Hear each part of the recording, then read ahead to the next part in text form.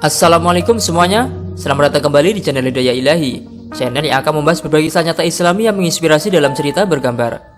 Jika kalian tertarik, silahkan like dan subscribe channel ini agar bisa mencapai 1 juta subscriber. Berikan komentarmu juga di bawah ya, jangan lupa share video ini sebanyak-banyaknya. Kisah tragis Barseso Al-Abid, seorang ulama ahli ibadah yang mati kafir disalib karena meminum khamar atau minuman keras. Kisah nyata ini dinukil dari kitab Hayatul Qulub karya Alamah Muhammad Bakir Majlisi di dalam kitab Duratun Nasin karya Syekh Utsman Al-Khawbawi. Lalu seperti apa kisah menyedihkan ini? Tonton video ini sampai selesai. Dikisahkan, dahulu hiduplah seorang ulama yang sangat alim dan tekun beribadah. Ia bernama Barsiso. Selama 220 tahun ia beribadah kepada Allah Subhanahu wa taala. Selama itu pula ia tak pernah bermaksiat sedikit pun.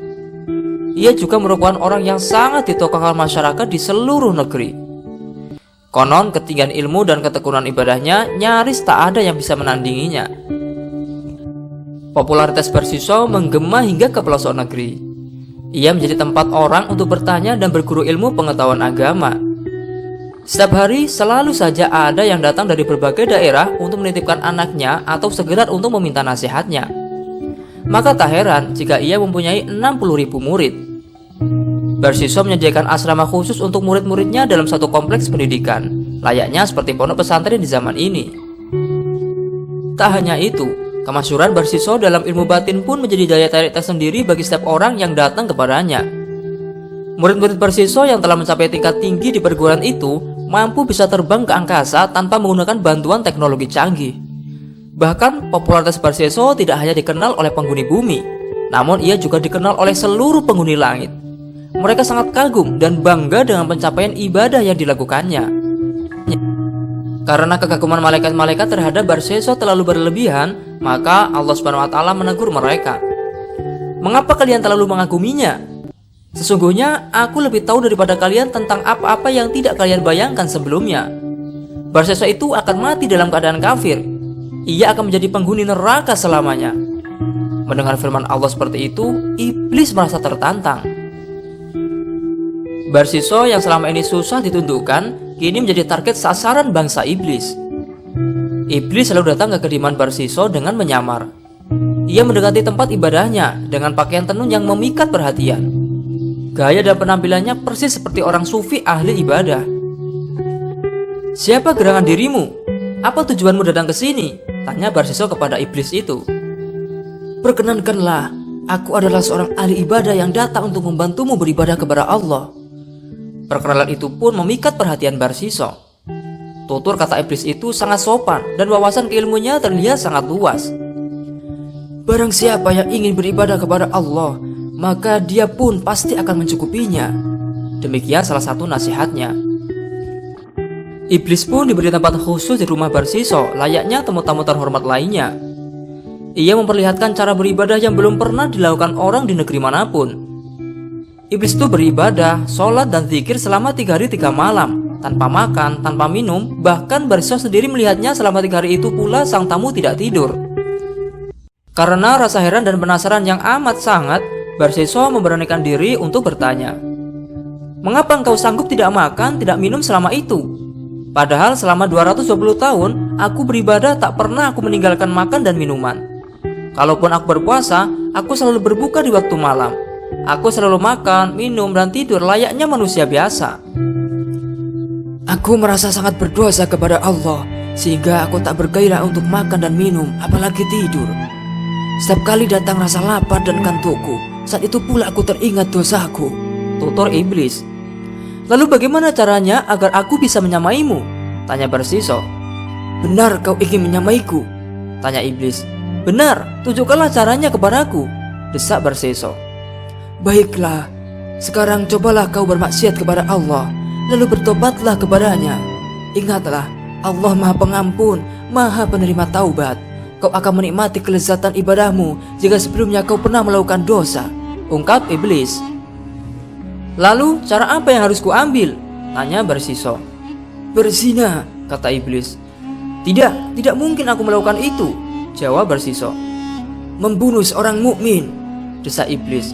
"Itu juga tak mungkin, aku tak sanggup melakukannya," kata Barsiso. Bagaimana kalau meminum arak hingga mabuk?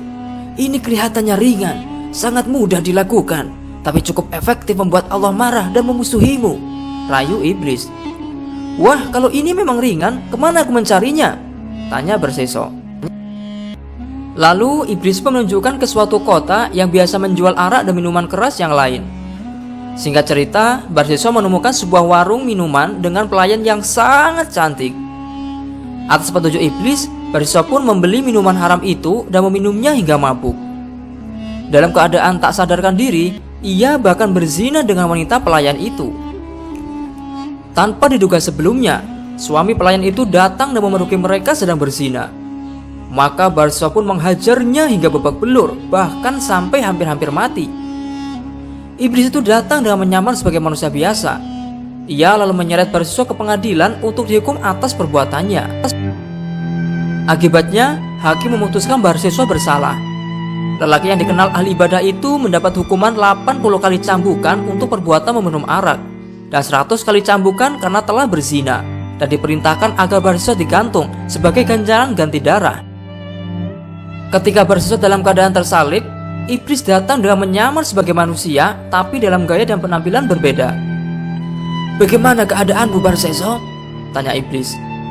Beginilah penderitaan bagi orang yang telah mematuhi penjahat dan pendosa, jawab Barseso. Iblis itu tertawa sinis, mencibir muka dengan keangkuhannya sambil mengacung-acungkan tangan ke arah muka Barseso. Iblis itu berkata, aku mengalami penderitaan dan musibah hingga 220 tahun lamanya karena ulahmu. Sekarang apa maumu? Apa kau mau kulepaskan dari kuman ini? Cepatlah, turunkan aku dari tiang salib ini. Aku akan menuruti semua kehendakmu, pinta Barseso. Bersujudlah sekali saja kepadaku, desak iblis.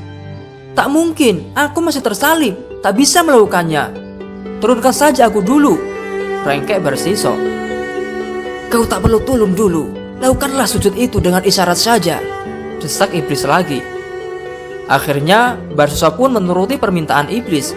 Ia bersujud kepada iblis dengan satu isyarat saja, dan ia pun meninggal dunia dengan tanpa iman sejurus setelah perbuatan kafir dilakukannya. Na'udzubillah min dzalik. Wallahu a'lamu bishwabi wal muradi. Nah, dari kisah ini, marilah kita selalu berhati-hati dalam beribadah. Jangan sampai kecerobohan yang sudah jelas menjadi larangan agama seperti minum khamr atau minuman keras menjadikan kita mati su'ul khotimah seperti Barseso ini. Semoga kita selalu dilindungi Allah Subhanahu wa taala dari godaan setan dan iblis. Amin. Terima kasih telah menonton video ini. Jangan lupa tinggalkan jejak dengan cara klik like, subscribe, komen, dan share video ini sebanyak-banyaknya ya, agar channel ini bisa mencapai 1 juta subscriber dan semakin eksis dalam mensiarkan kebaikan. Amin. Saya akhiri, wallahul muwaffiq ila aqwamit thoriq. Wassalamualaikum warahmatullahi wabarakatuh.